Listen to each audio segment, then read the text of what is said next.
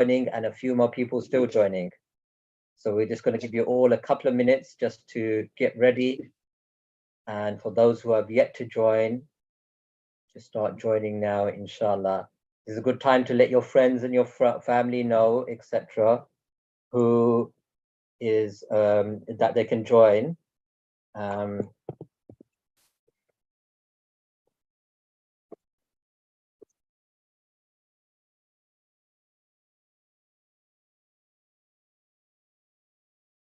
So welcome everyone. Welcome to the Quran Story Time. Great to have you here. Welcome everyone. Reminder, inshallah, please do look at renaming yourself. That would really help us. So put your names. If you're more than one person, then put the names of all of the people that are listening or joining, inshallah.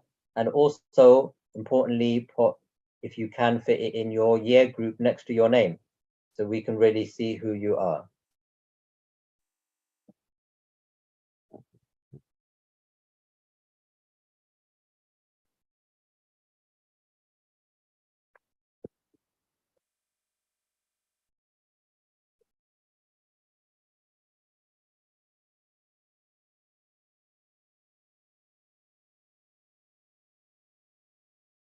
Okay, so we're just waiting for a few more people to join, and a few of you are still connecting your audio or doing a little update on Zoom.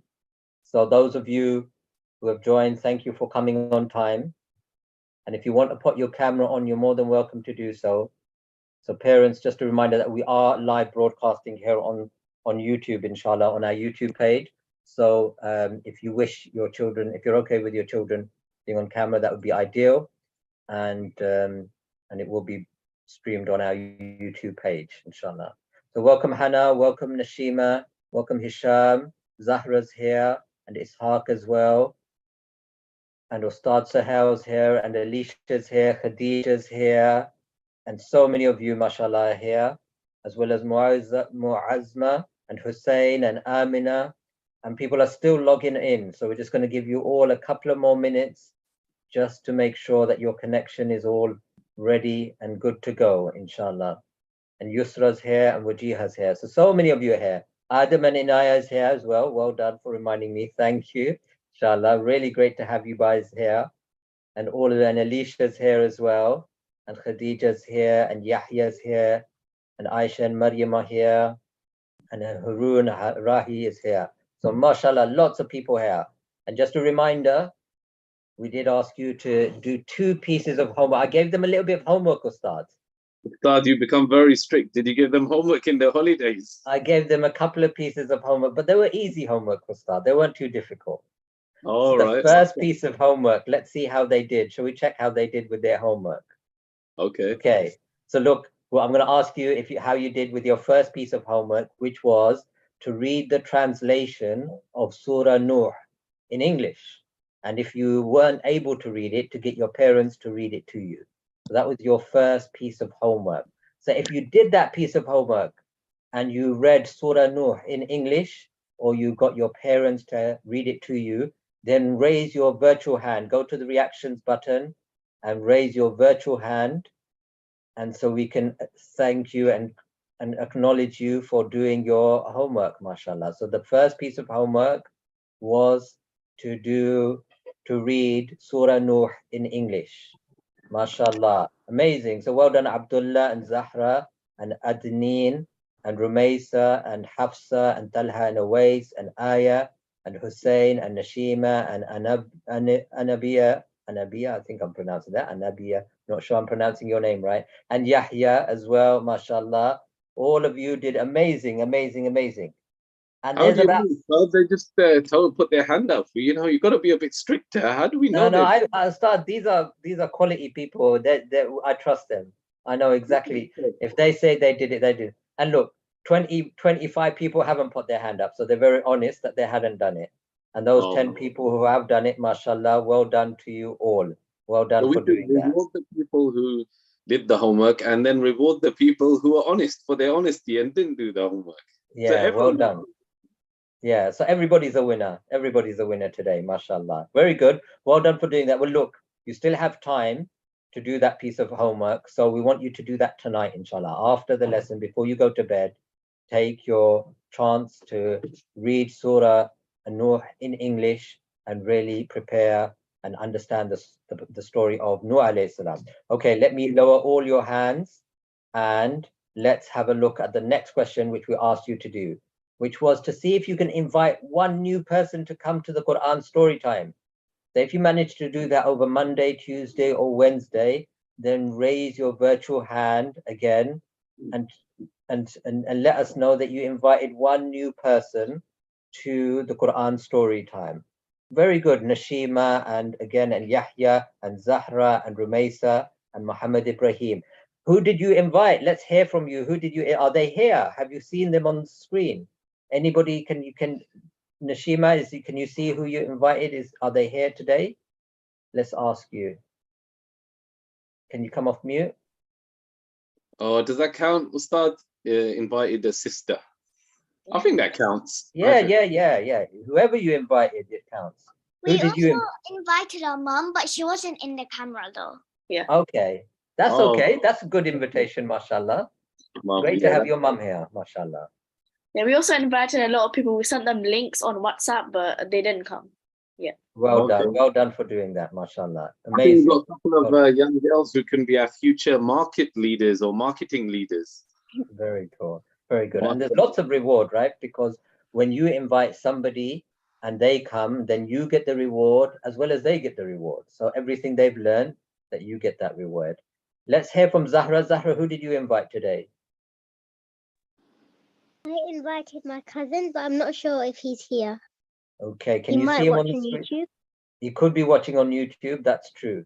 That's true. So well done, Zahra, for doing that. Thank you, mashallah. And look, invited her cousins. She's going to recite today. Yeah. So let's see how that goes, inshallah. Well done. Look, all of you, well done for spreading the message and for doing all of that, inshallah. And we really do appreciate you inviting more people to come to this lesson, inshallah. But look, we're now on to the third part of Surah Nuh or the Prophet Nuh alayhi salam. And we had an amazing session yesterday, Ustadh Sohail, with Ustadh Masood. And he went through a bit of a journey and he took us to, but it would be great, I think, if you did some recap a little bit, just because there are a few new people to join. But before that, I think we're going to hear some recitation of Quran. Is that correct? That's correct. So is Hafsa here today? Hafsa, the amazing Hafsa, is here today, mashallah. MashaAllah, MashaAllah.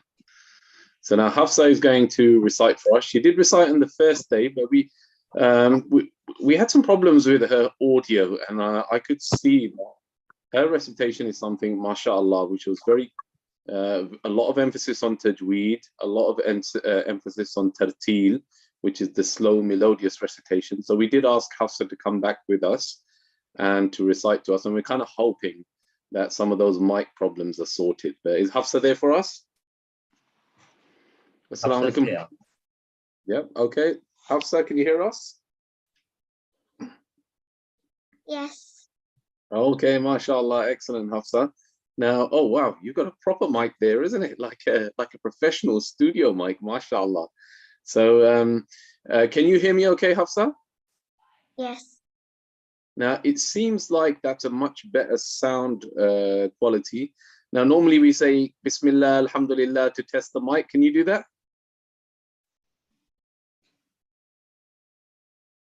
Yeah, just say Bismillah, Alhamdulillah. Bismillah, alhamdulillah. Okay, that sounds good to me. So, inshallah, let's start the recitation. Can we have the ayat up? And please follow with your own mushafs, or you can follow on screen. We're on Surah Al-A'raf, verse 59. And Hafsa is going to read around 10 verses for us. Bismillah, Hafsa. Let's start. Okay, inshallah. أعوذ بالله من الشيطان الرجيم.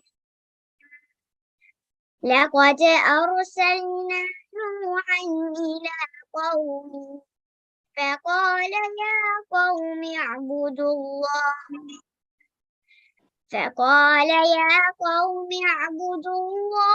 ما لكم غيره من إله غيره إني أخاف عليكم عذاب يوم عظيم قال الملأ من قومه إنا لنراك في ضلال مبين قال يا قوم ليس بي ضلال ولكني رسول من رب العالمين أبلغكم رسالات ربي وأنصح لكم وأعلم من الله ما لا تعلمون أوعجبتم أن جاءكم من ربكم ذكر من ربكم على رجل لينذركم ولتتقوا ولعلكم ترحمون فكذبوا فأنجيناه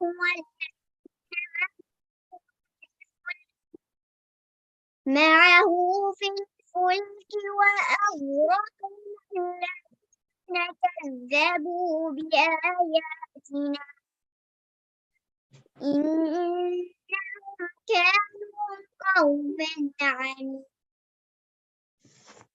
وإلى عاد أخاهم هودا قال يا قوم اعبدوا الله ما لكم من إله غيره أفلا تتقون قال الملأ الذين كفروا من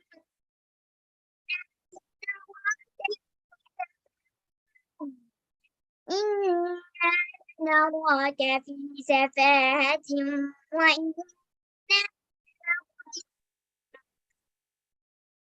وإن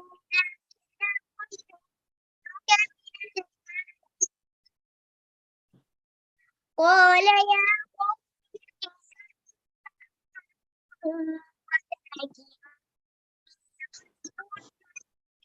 رب العالمين أبلغكم رسالات ربي وأنا لكم ناصح أمين أوعجبتم أن جاءكم من ربكم على رجل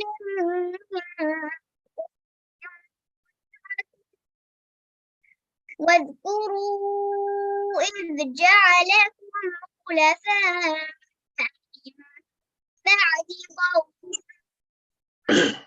من بعد قوم نوح وزادكم في الخلق بسطة فاذكروا على الله لعلكم تفلحون صدق الله العظيم. May Allah forgive all of my mistakes. Ameen, mashallah, mashallah. That was beautiful, Hafsa. Now, Hafsa, I have got a few more questions for you. Now, you concentrate quite a lot on tartil, reciting slowly and melodiously and making sure your tajweed is 100% on point. Now, that's quite rare for youngsters. Normally, youngsters, they rush a little bit. So can you tell me a little bit more about where did you learn this style of tartil, and is it your parents or is it your teacher who puts a lot of emphasis on that? I learned from my parents, but also on TV. I learned on Islam channel and Iman channel. Oh, Islam channel and Iman channel. You follow the reciters on there? Yes. Okay, mashallah. And who is your favorite reciter of all? It's a bit hard to choose, but I would say Sheikh Musa.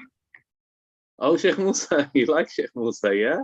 Okay, and what about some of the kind of world famous type reciters? Do you have someone you listen to on audios? I listened to Sheikh Mashari and Fatih Safragich. Oh, right, mashallah. I thought I could notice a bit of style of Sheikh Manshawi, but excellent. That's wonderful. And do you find when you're doing your revision, because you mentioned you've done, is it half of the Quran? Yes, Alhamdulillah. Alhamdulillah. And do you find that you maintain that kind of slow style of recitation, or do you speed up a little bit when it comes to revision? Well, basically, I don't always speed up, but I actually stay slow most of the time. Oh, mashallah, that's a purist. That's a person who's really serious about their Quran. Because most of us, when we're doing revision, we speed up a little bit and we cut some corners. But may Allah subhanahu wa ta'ala make you not just one of the huffaz of the Quran, but one of the great reciters of the Quran. The hadith of the Prophet ﷺ mentions that the person in the hereafter, they will rise through the ranks of Jannah for every verse they recite. But what's key is in that hadith, there's an order to the reciter, warattil, which means recite slowly and melodiously like you used to in this world. So may Allah subhanahu wa ta'ala accept your recitation of Quran and make you one of the great huffaz of Quran. Ameen. Ameen. Jazakallah khair, Hafsa. Look forward to having you once again, inshallah. Okay, Ustadh Akhtar, are you ready to go back to the story? Yes, Jazakallah khair. Amazing recitation, Hafsa, mashallah. Really great to have you here. Thank you for coming, Jazakallah khair. And now we're going to get to the third and final part of the story of Nuh alayhi salam. So Ustadh Sohail, over to you, inshallah. We're very excited to hear this part of the story. Okay, so we're going to do a quick recap. We spoke about the Prophet Nuh alayhi salam. He is the first Rasul. Now, we spoke very briefly and we had some fantastic answers from the children about the difference between a Rasul and a Nabi. And there are three main views, but two of the main views are a Rasul is somebody who comes with a new Sharia, a new code of law, whereas a Nabi is one who revives a previous code of law. But the kind of view which I feel is the strongest and the one that explains most how some prophets in the Quran are called Rusul and some are called Anbiya, is that a Rasul is sent against a non-Muslim people, whereas a Nabi is sent to a existing believing people to remind them about the message of Islam. So Nuh alayhi salam is the first Rasul. Of course, the first Nabi is Adam alayhi salam, the first human being.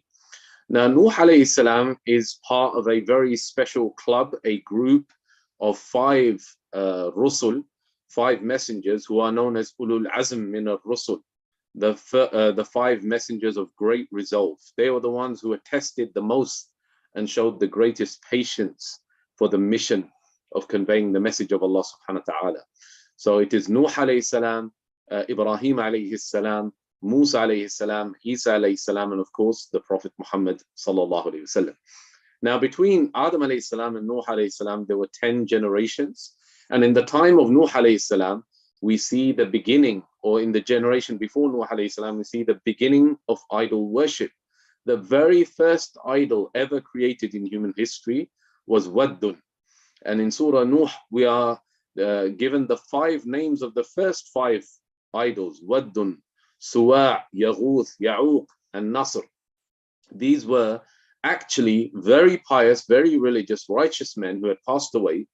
And their people had said, why don't we make paintings to remember them? Or why don't we make statues to remember them? Because when we see these statues, we'll be more motivated and encouraged to worship and pray and fast like these used to. So the first generation had very good intentions. And then the second generation started to make dua to Allah subhanahu wa ta'ala at the place of these statues, because they considered these statues as very holy. And then the third generation started to pray to these statues. And that's the beginning of idol worship. So when Nuh alayhi salam came to his people, they were the first people who had started to worship idols, meaning all their previous generations were Muslims, were people who believed in one true God. Now, this is something very important to realize, that a Muslim is not just somebody who follows the Prophet Muhammad and reads the Quran. That's the final revelation. Anybody from the time of Adam alayhi salam who believed in one true God and followed their prophet was called a Muslim. Now, Nuh alayhi salam is very famous in the Quran because his message, he preached it for 950 years. Can you believe that? 950 years. And this is something that's also found in the Old and New Testament as well, that he lived this long and he preached for this long. Because people in that era used to have very long lifespans. Now, over the generations, human beings have actually deteriorated. They've actually gone downhill in terms of their lifespans, in terms of their physical size. Adam alayhi salam, he's described as being 60 cubits tall, almost as tall as a lamppost. So he called his people patiently for 950 years. He invited them to Islam privately. He invited them to Islam publicly. He invited them to Islam alone. He invited them to Islam in groups. He tried every method of da'wah that he could possibly do. And people reacted very badly to him. You might think that all their previous 10 generations were Muslims, so it would be like just a reminder. It's like everyone was doing something right, was following the true religion, was worshipping Allah alone, and then they temporarily went off the straight path, built these statues and started worshipping these statues. So you might think that when Nuh alayhi salam came and reminded them, they would have easily gone back to Islam, but they were very stubborn. They were very stubborn. They were very rude to Nuh alayhi salam. They used to put their fingers in their ears when he used to preach to them. They used to turn away from him. And the worst thing is they used to put their clothes over their faces to not even see Nuh alayhi salam when he used to preach to them. But Nuh alayhi salam patiently continued to invite them to Islam. Okay, let's move on to the next slide and let's kind of pick up the story from where we left it off. Now, Allah subhanahu wa ta'ala Allah subhanahu wa ta'ala revealed to Nuh alayhi salam that nobody else was going to believe. Over a period of 950 years, only around 80 people, according to Ibn Abbas, only around 80 people had accepted the preaching of Nuh alayhi salam. The whole of humanity at this point is just one community, and only around 80 people accepted. And after the 80th person, Allah subhanahu wa ta'ala revealed nobody else is going to accept Islam. And Allah gave Nuh alayhi salam a remarkable order. He said to him, build an ark, which is like a huge ship in the middle of the desert. So Nuh alayhi salam began this process of building a ship. He's also not just the first Rasul, but he's also the first person to build such a thing as a ship. So in the middle of the desert, he starts patiently this job of building an ark, a ship. Now, as people walk past, they're amazed. What is this person doing? He's building a ship in the middle of the desert. In the desert, you can only move around through camels or through walking. So of what good is on the middle of a sand dune building a desert? So they building an ark. So they came to Nuh alayhi salam. They started mocking him. They made fun of him. And Allah subhanahu wa ta'ala ordered Nuh alayhi salam to respond to them. Now, this is something very important, that there are many ways you can respond to people when they mock you and they make fun of you and they're sarcastic to you. And Nuh alayhi salam actually responds quite strongly to them. And he says, if you make fun of us now, then we will make fun of you in the hereafter. Just like you're trying to humiliate us now and make us feel so silly and so small, we will do the same to you in the hereafter. So that's quite a strong response. And sometimes it's allowed to do that, give a strong response to people who are mocking you because of your religion. Now, you should never do something like become violent or swear or use foul language. But sometimes you can respond to those people, because otherwise you're going to always feel so small and so weak and so downtrodden. Okay, let's move on to the next slide. Now, when Nuh alayhi salam, he built this great ark, Allah subhanahu wa ta'ala gave him an order that when the sign of the flood comes, Nuh alayhi salam must order all the animals and all the insects and all the birds to board on top of this ark. So you can imagine that this must have been a huge ark, a huge ship. Not only were the believers and the family of Nuh alayhi salam on this ark, but you had every type of species, at least 2 of those animals joining these arks. So all the giraffes, the lions, the tigers, the birds, the insects, they joined this floating ship because they were inspired by Allah subhanahu wa ta'ala. Allah had declared that when the punishment of Allah subhanahu wa ta'ala comes, it will wipe out everyone on the face of the earth except the people who believed and joined the ark of Nuh alayhi salam. Even people who claim to believe, but they did not join the ship or the ark, they would not be saved.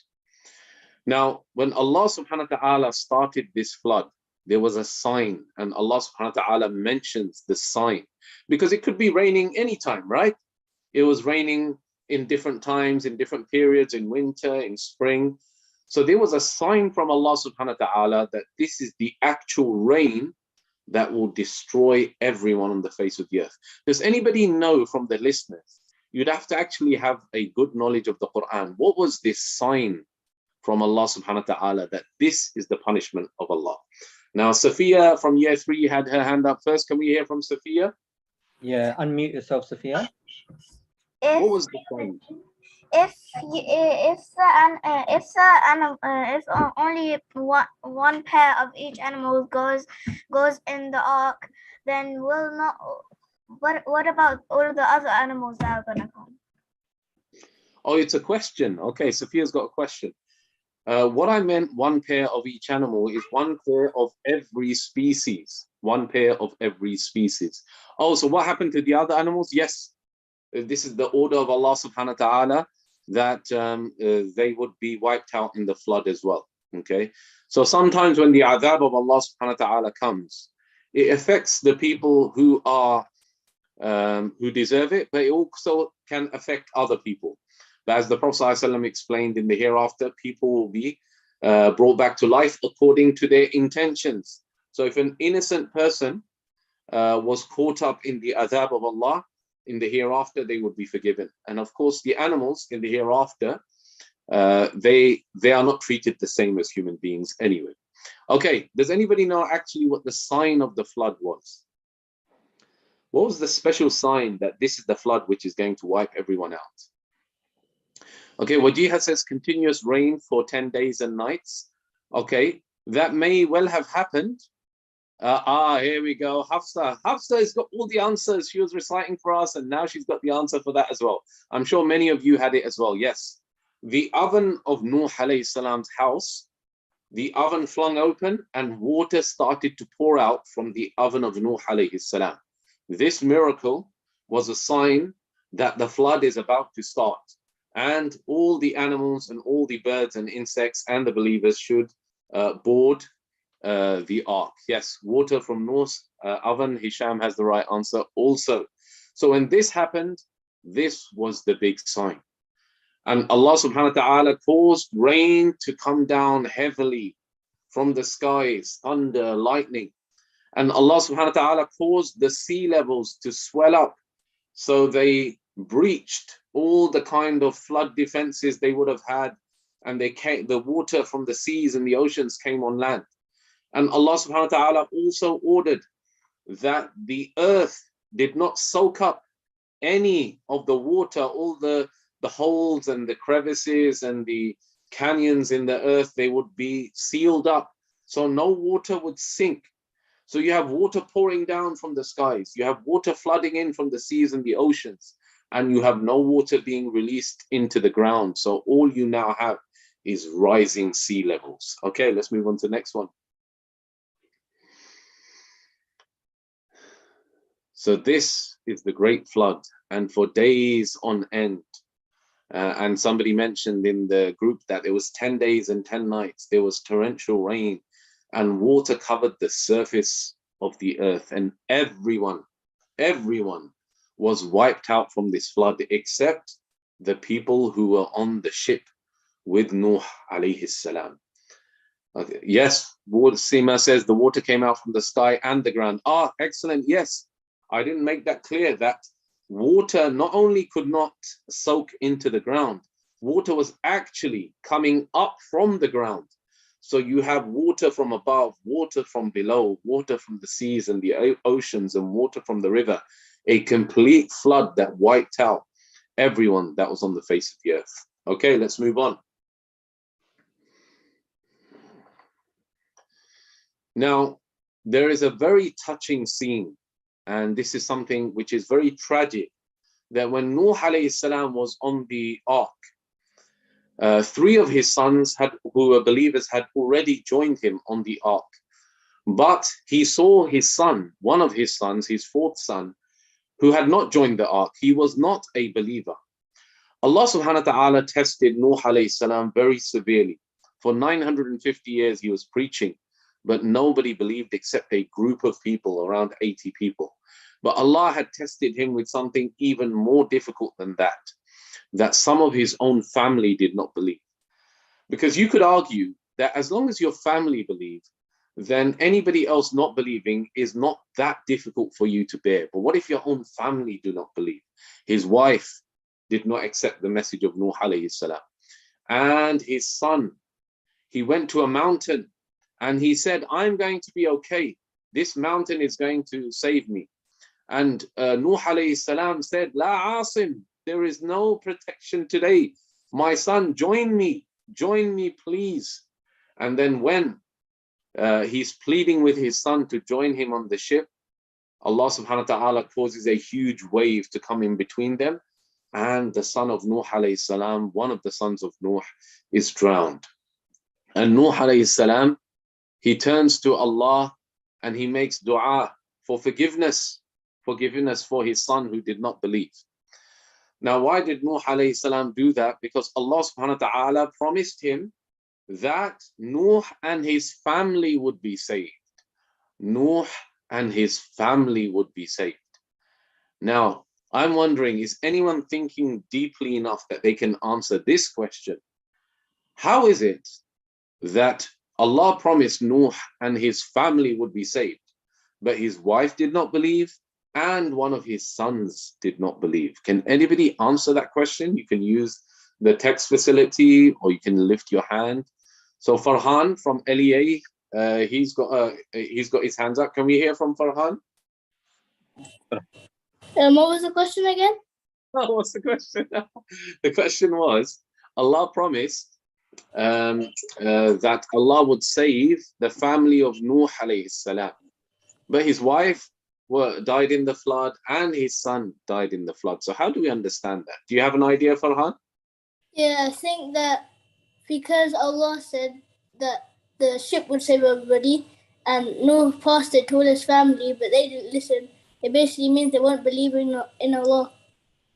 Okay, that's a good try, but we're not quite there. But I can see on the text, is it Madiha? A lovely answer from Madiha on the text. Madiha Noor, what can you explain yourself? Yeah, Madiha, accept the prompt to come off mute, please.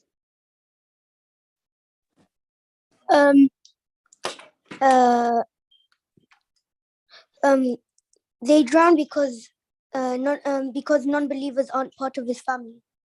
Ah, that is the answer. Excellent. I also wanted to hear from Rumaisa.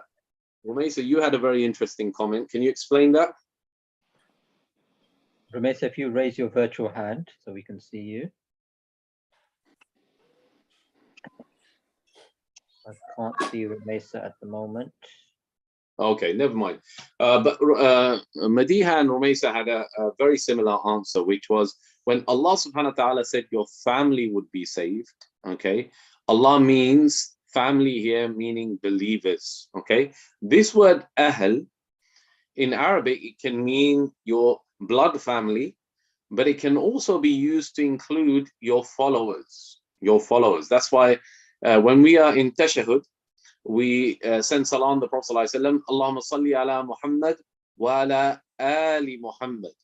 Now the al of Muhammad means the family of Muhammad, but it doesn't literally just mean his immediate family like his wives and his children. it also means the followers of the Prophet Muhammad sallallahu alaihi wasallam. So when Allah promised that the family of Nuh would be saved, He means the believers and the followers of Nuh alayhi salam, not the blood family. And this teaches us a very, very important lesson, that Iman goes deeper than blood. Iman goes deeper than blood. Those people who believe in Allah subhanahu wa ta'ala, who follow the Prophet Muhammad sallallahu alaihi wasallam, who believe in the Quran, they are all part of your family. In fact, the Ummah is one whole global family, 2 billion people who are related to each other, not through blood, but through belief. So when Nuh alayhi salam said to Allah subhanahu wa ta'ala and made dua for his son, Allah subhanahu wa ta'ala warned Nuh alayhi salam. In the Quran, Allah subhanahu wa ta'ala said in Surah Hud, قال يا نوح إنه ليس من أهلك إنه عمل غير صالح فلا تسألني ما ليس لك به علم إني أعيذك أن تكون من الجاهلين. Allah said, Nuh, he was not one of your family. Even though he's your son, he's not one of your family. What he did was not right. He did not believe. Do not ask me for things you know nothing about. I am warning you not to be from the foolish.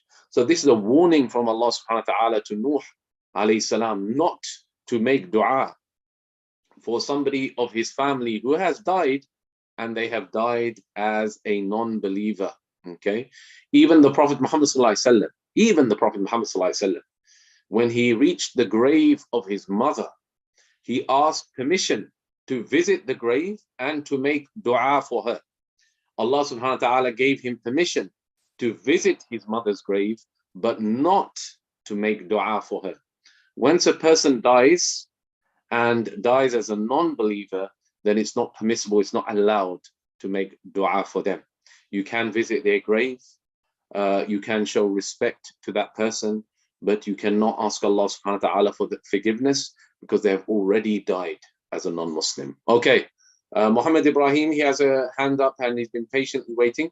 Can we unmute him so he can ask his question or make his comment? Muhammad, you okay? Yeah, Muhammad, accept the prompt to unmute, please. Okay, I think Muhammad's okay. Maybe this was from before. Okay, let's move on to the next slide. Okay, so for 10 odd days or nights, the ark is floating and the flood has wiped out the whole world. This is now a resetting of human beings. Those people were so stubborn and so evil in the way they persecuted the believers and mocked and were sarcastic and rejected Nuh alayhi salam. Allah subhanahu wa ta'ala wanted to reset human beings. So this ark, it floated and it settled in a place called Mount Judi. Now, who knows where Mount Judi is? What's the modern day country called? Okay, Muhammad Ibrahim has his hand up again. Shall we give him a chance? Who knows where Mount Judi is? Iraq. It's not in Iraq. That's a good try. It's not far from Iraq. Can we hear from someone else, Ustadh Akhtar, who's yeah, let's try Yahya. Yahya, accept the prompt, please. I think it's in Egypt. Oh, so close, not Egypt. Wadiha says Palestine, so close. Sophia Let's said try Africa. That's a bit far. Let's try Sufyan, year 8. Jordan. Oh, it's close, but a little bit too far out. Hafsa says Iran. By the way, this is not 100% confirmed. Hisham, we're saying the whole Muslim world now. Bahrain, we've had Syria. Syria is very close. Afghanistan is a bit too far out. Oh, there we go. Nashmiya and Anabia says Turkey. Yes. It's considered modern day Turkey, okay, where the ship of Nuh alayhi salam, the Ark of Nuh, came to rest. We don't know 100%. You may have some other opinions. Some historians may say somewhere else. But according to a number of historians, it came to rest in Mount Judi in modern day Turkey. And out from the Ark, all the believers came, including the sons of Nuh alayhi salam, and they fasted one day out of gratitude to Allah subhanahu wa ta'ala for saving them. And they say, Allahu A'lam, we can't be 100% sure. You see, some of the smaller details, we never can be 100% sure. But they say the day of Ashura, the 10th of Muharram, is the day when the ark actually came to rest on Mount Judi and the believers came out.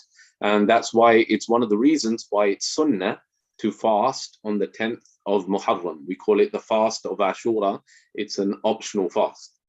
Now, Allah subhanahu wa ta'ala declared or destined that the sons of Nuh alayhi salam were the only people whose children survived into future generations. So although there were other believers there, over time, those believers, they passed away. And it was just the sons of Nuh alayhi salam whose future generations survived. And those different generations form the different races that populate the world today. Now, Nuh alayhi salam is along with Musa alayhi salam, is one of the only two prophets who made dua for the destruction of their people. And we explained the reason for this. The reason for this is that Allah subhanahu wa ta'ala revealed to Prophet Nuh alayhi salam that nobody else would believe. And that is the reason he made dua for the destruction of their people. Now, the Prophet Muhammad ﷺ never made dua for the destruction of his people. Every prophet has a dua which is saved for them. And the Prophet ﷺ saved his dua for the hereafter, when he will make dua for intercession. He will make dua for the judgment to start. All other prophets used their special dua in this dunya, and the Prophet Muhammad ﷺ saved his dua for the hereafter to start the judgment.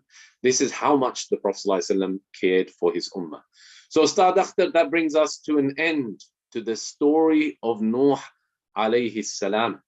It's been an incredible story. It's taken us 3 days, and it's a very, very important story. We can learn so much from this story, especially the patience of Nuh alayhi salam in giving da'wah, and that results are in the hands of Allah subhanahu wa ta'ala. Never feel that if you're working hard for the sake of Allah subhanahu wa ta'ala and you're not seeing results, never feel that you should give up. Because Nuh alayhi salam never gave up. He continued for 950 years. So, Ustadh Akhtar, that brings us to the end of the story. And I think there's only one more thing to do now, Ustadh Akhtar. Is that correct? There is, and we're very much looking forward to sharing with you all the Quran Storytime people our quiz that we do. But before we do that, Ustad, I wondered if you could just speak towards our next program, because we're going to do a special program in Ramadan, especially for preparing our youngsters for Ramadan. So I don't know if you could just say a few words about that before we move on. Of course, Ustadh Akhtar. Now, we actually started the Quran story time in Ramadan a few years ago. I think it was 2 or 3 years ago, 3 years ago, I think. So we're very much looking forward to the coming of Ramadan, and we're going to have a special 3-day program again for Ramadan to get everyone motivated and get everyone excited about the blessed month of Ramadan. And I'm sure we're going to be talking about the Prophet Muhammad ﷺ and his preparation for Ramadan, because the Prophet Muhammad ﷺ, he actually fasted for 9 Ramadans. 9 Ramadans. Can you believe that? So there's a lot we can learn from the Prophet Muhammad ﷺ. So really looking forward to that. Yeah, very good. So that will be in Ramadan. We'll announce the dates and everything then, and we'll do it maybe a little bit earlier, just because then it doesn't clash with our preparations for fasting, etc., and breaking the fast, inshallah. So look out for that, inshallah. And then the other thing to just mention is that, Ustad, there is a very terrible situation currently happening in Turkey and Syria, and a lot of people have been impacted by that. And Al-Noor is there fundraising for our brothers and sisters in Syria. Alhamdulillah, our team has raised, I believe, over £25,000 so far. And we'll be sending out a request to all of your families and to your parents to support us. So when you finish from here, please do remind your parents to try and spend a few pounds to support the aid relief that we're trying to do to make a real difference for our brothers and sisters in Turkey and Syria, inshallah.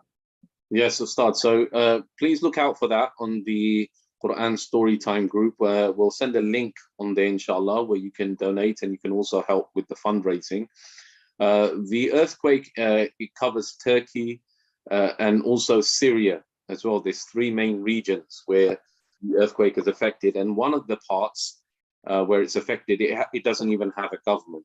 So there's no kind of official response. It's just a group of people who go around.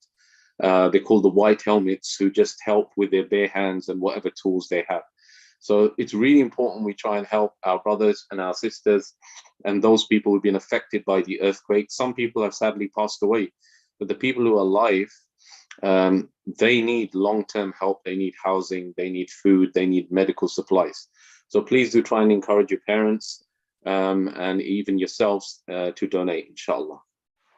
Okay, perfect. Well done. Jazakallah khair. So let's get straight into the quiz. The last quiz for this particular part of Nuh alayhi salam, and we're going to launch the quiz now. Those of you on YouTube, you can participate by putting your responses in the chat box, and inshallah we'll have a look at that as well. So question number 1 for today. Who were the only two prophets who had made dua for the destruction of their people? Who are the only two prophets that made dua for the destruction of their people? Was it Dawood alayhi salam and Sulaiman alayhi salam? Was it Musa and Isa alayhi salam? Was it Adam and Idris, or was it Nuh and Musa alayhi salam? So was it A, Dawood alayhi salam and Sulaiman alayhi salam, B, Musa alayhi salam and Isa alayhi salam, C, Adam alayhi salam and Idris alayhi salam, or D, Nuh alayhi salam and Musa alayhi salam? And those on your YouTube, you can type in A, B, C, or D in your answer, and we'll give you another 3 or 4 seconds to put your answer here on the Zoom poll. Okay, and I think we've had most people answer, so let's have a look at what you responded. And here's the results at start. Let's have a look. Okay, some people said Musa and Isa alayhi salam. Okay, some people said Dawood and Sulaiman, but overwhelming majority, 89% of you, 32 out of 36, you said Nuh and Musa alayhi salam. That's excellent. Why only 36 people participating? Let's have everyone joining the poll, please. Bismillah. Yeah, very good. Okay, cool. So let's have a look at question number 2. And, oh, it's crashed. Oh, that's not great. Let's start that again. Technical difficulty. Stop sharing. Here we go. And question number 2. Let's have a look at question number 2. Why did Nuh alayhi salam and Musa alayhi salam make dua to their against their people? Why did Nuh alayhi salam and Musa alayhi salam make dua against their people? Was it because A, Allah revealed to them nobody else would believe? Or B, they had lost patience with their people? Or C, they wanted to punish their people for rejecting them? Or D, they wanted to start a new community? Why did Allah subhanahu wa ta'ala choose Nuh and Musa alayhi salam to allow Nuh and Musa alayhi salam to make dua against their people? Was it A, Allah revealed to them nobody else would believe? B, that they lost patience with their people? C, they wanted to punish their people? Or D, they wanted to start a new community? Put in the answer here, please, in the responses. And let's see. Okay, we're giving you a couple of more seconds. Those of you on YouTube, well done for answering the last question correctly, which was Nasri and Sabiha. Well done for answering the last question correctly.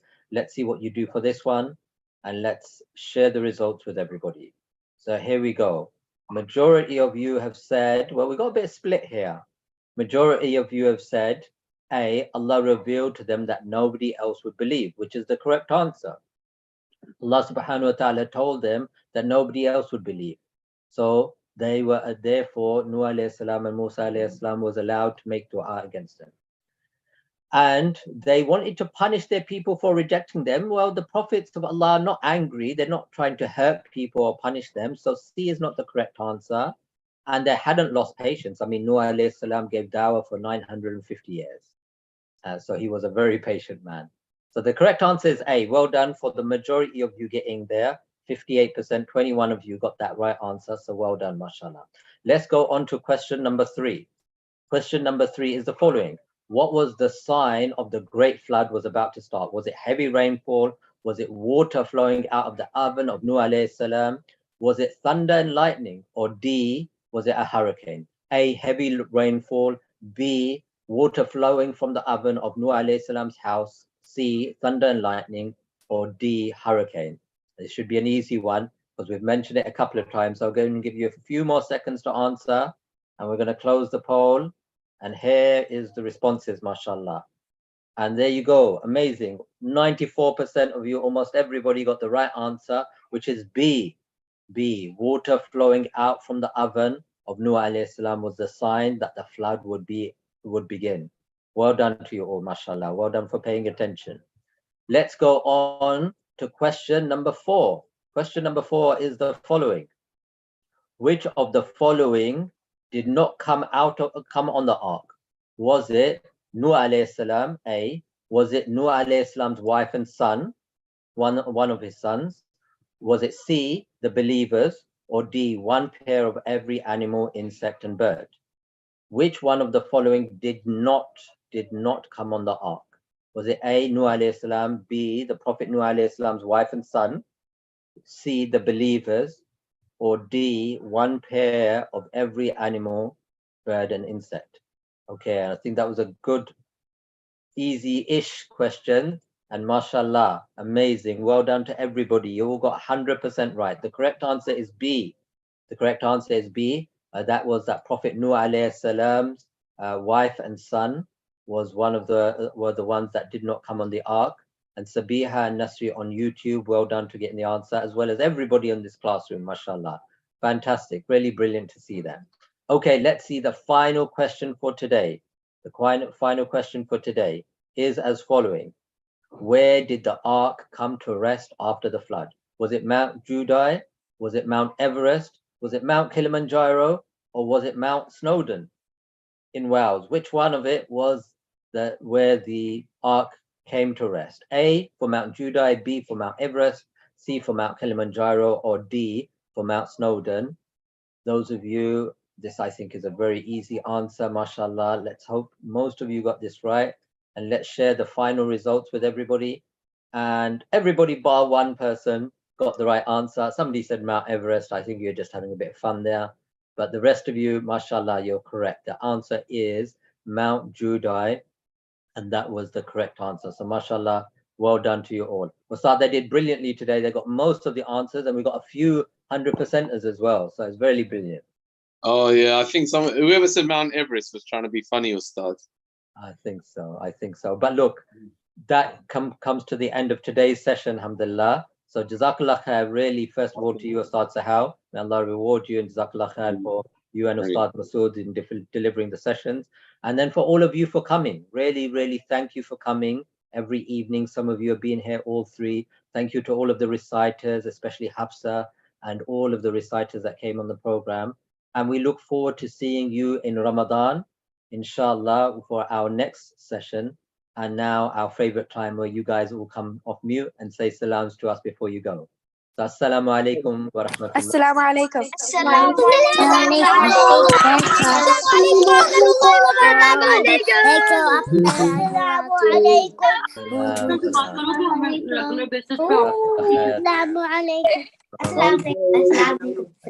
alaikum.